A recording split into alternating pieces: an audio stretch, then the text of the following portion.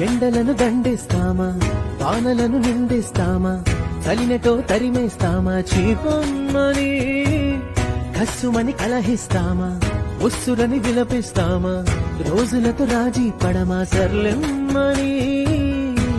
సాటి మనుషులతో మాత్రం